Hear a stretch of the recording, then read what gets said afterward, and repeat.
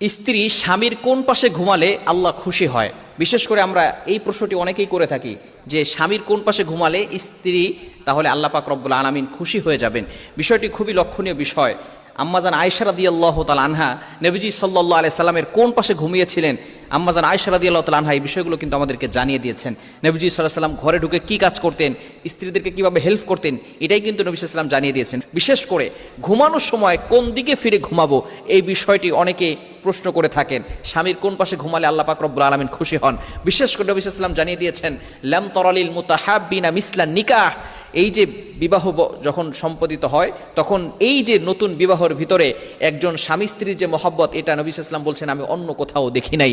এজন্য স্বামী এবং স্ত্রী একে অপরের মুখোমুখি হয়ে ঘুমাবেন। নবীজি সাল্লাল্লাহু আলাইহি ওয়াসাল্লাম ডান কাত হয়ে ঘুমাতেন। আম্মাজান আয়েশা রাদিয়াল্লাহু তাআলা আনহা বলেন, নবী সাল্লাল্লাহু আলাইহি ওয়াসাল্লাম সবসময় কি করতেন? ডান কাত হয়ে ঘুমাতেন। এটা হচ্ছে রাসূলুল্লাহ সাল্লাল্লাহু আলাইহি ওয়াসাল্লামের সুন্নাহ।